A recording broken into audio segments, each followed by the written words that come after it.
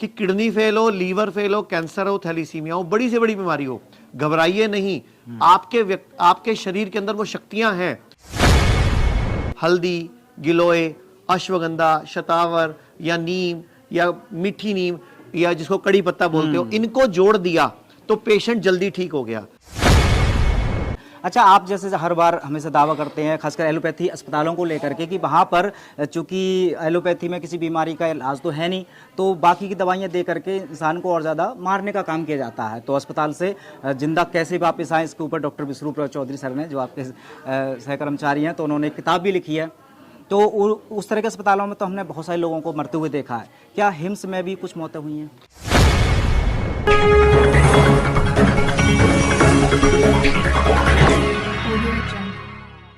नमस्कार, मैं हूं सुमित आज़ाद और अभी मैं खड़ा हूं हिम्स दिल्ली एनसीआर में, जहां पर एशिया का सबसे बड़ा 1000 बेड का अस्पताल खुला है।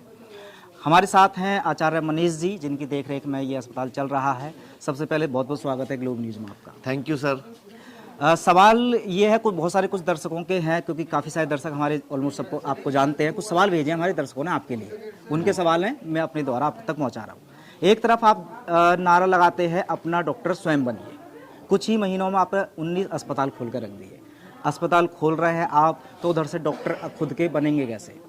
देखिए, ये अस्पताल नहीं है, इसका पूरा नाम है hospital and institute of integrated medical sciences. ये इंस्टीट्यूट है, यहाँ ट्रेनिंग दे रहे हैं, हम लोगों को एजुकेट कर रहे हैं, लोगों को सिखा रहे हैं।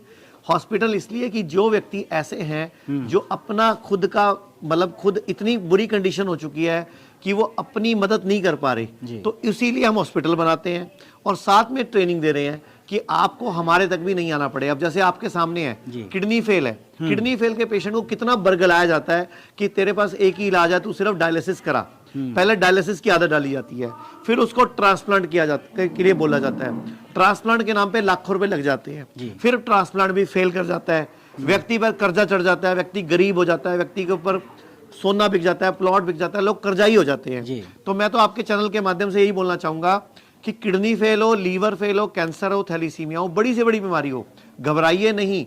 आपके शरीर के अंदर वो शक्तियां हैं, उन शक्तियों को जगाइए और अपनी बीमारी को हराइए। किडनी खुद रीग्रो कर सकती है, लीवर खुद रीग्रो कर सकता है, लेकिन आपको सही डाइट, सही नॉलेज, सही सोच और सही एनवायरनमेंट चाहिए। जैसे कि आज इस प्रोग्राम में हमने समझाया, time as medicine, earth as medicine, behaviour as medicine, और इसके अलावा हम लोगों ने अर्थ एज मेडिसिन यानी कि धरती को भी मेडिसिन के रूप में ये यूज करना सिखाया है कि कैसे जानवर दुनिया में जब स्वस्थ रह सकते हैं तो इंसान भी रह सकता है। बिल्कुल।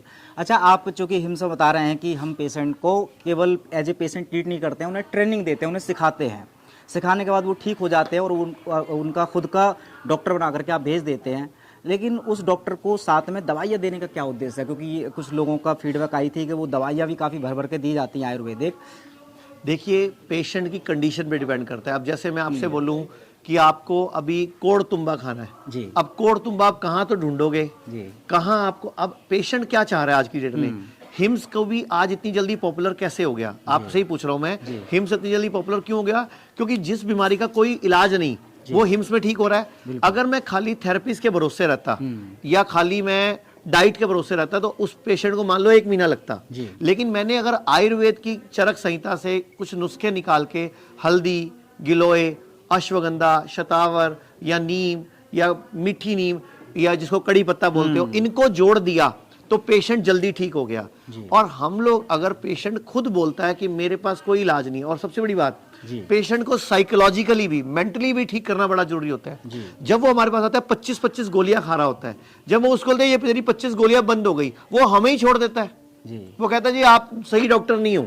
लेकिन जब उस 25 गोलियों के बदले हम 15 गोलियां या 5 गोलियां आयुर्वेद की जोड़ देते हैं, उसको एक भरोसा होता है कि मैं सही हाथों में हूं। फिर धीरे धीरे हम उसकी वो आयुर्वेद की गोलियां भी धीरे धीरे बंद कर देते हैं और आयुर्वेद की गोलियों में हम सिर्फ जड़ी बूटियां यूज करते हैं और हम इसके अलावा कुछ भी यूज नहीं करते। सिर्फ 5 या 7 तरह की हम होम्योपैथी मेडिसिन यूज करते हैं, 20 से 25 तरह की आयुर्वेद की जड़ी बूटियां यूज करते हैं, लेकिन मकसद सिर्फ एक है, पेशेंट जल्दी ठीक होना चाहिए। और एक और बात बताता हूं आपको, हम किसी भी दवाई का चार्ज नहीं लेते हॉस्पिटल में, फ्री है। हॉस्पिटल में जो भी पेशेंट भर्ती होता है वही रेट है जो पहले दिन था। हिम्स जिस दिन खुला था डेरा बस्सी में, वही रेट पहले दिन था, वही रेट आज है, कोई रेट नहीं बढ़ाया। लेकिन दवाइयां भी साथ में, जड़ी बूटियां भी हमने फ्री कर दी, खाना पीना रहना, जड़ी बूटियां और ट्रेनिंग सब कुछ फ्री है। बिल्कुल, काफ़ी समय हो गया है खासकर हिम्स चंडीगढ़ को। मैं जानना चाहूँगा कुछ ऐसे पेशेंट भी हैं जो ठीक होकर के एक बार हिम्स चले गए, उनको वापस आना पड़ा? नहीं, कुछ पेशेंट्स को तो हम दोबारा खुद बुलाते हैं जी।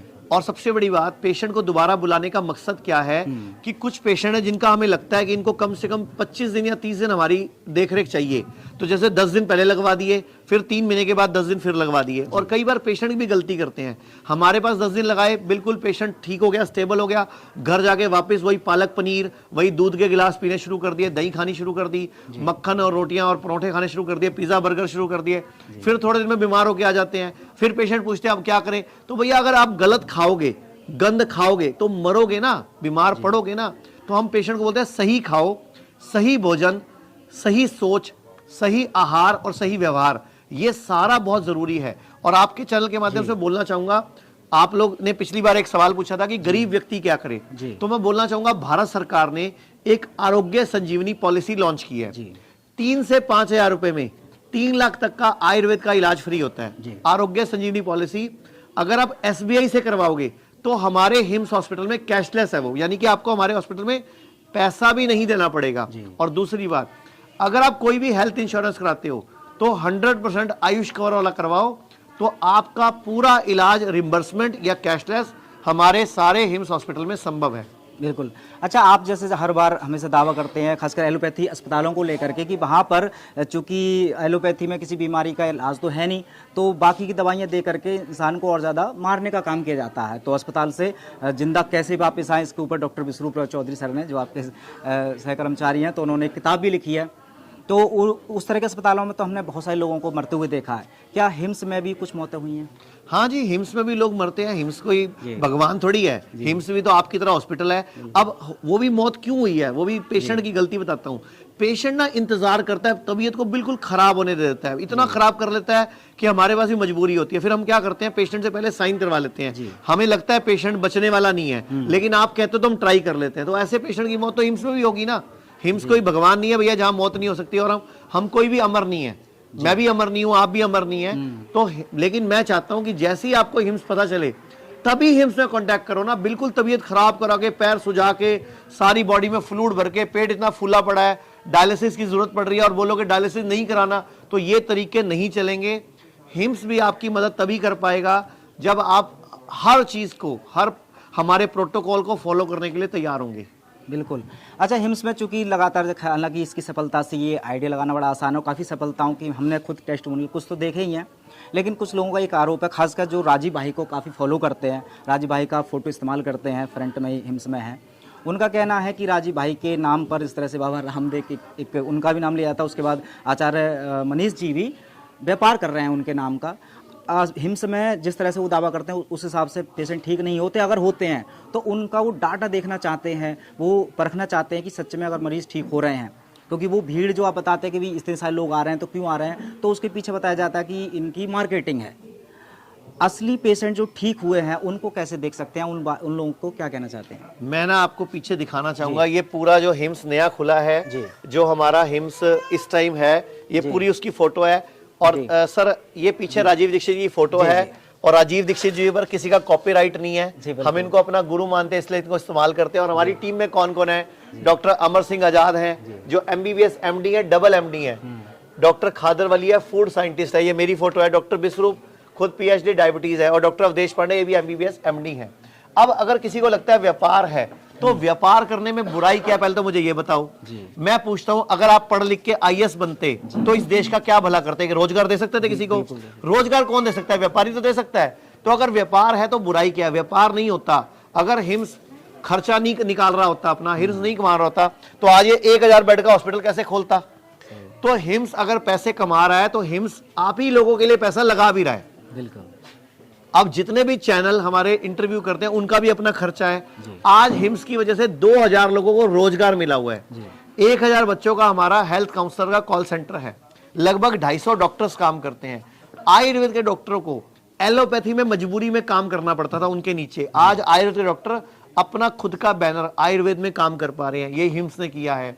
इसके अलावा हिम्स के अभी हमारे शुद्धि आयुर्वेदा के 100 से अधिक क्लिनिक्स हैं जिसको हम जल्दी ही हिम्स में कन्वर्ट करने जा रहे हैं। यानी कि शुद्धि आयुर्वेदा और हिम्स दोनों मिलकर 120 सेंटर हो जाएंगे और एक ही मकसद रहेगा, लोगों को उनका डॉक्टर खुद बनाना, उनको जागरूक करना, एजुकेट करना, ट्रेन करना। क्योंकि ना मार्केट में मेडिकल माफिया, फार्मा माफिया वो सिर्फ एक ही चीज चाहता है कि लोगों का पैसे कैसा लूटा जाए, और हम एक ही चीज चाहते हैं, लोग कैसे स्वस्थ हो जाएं।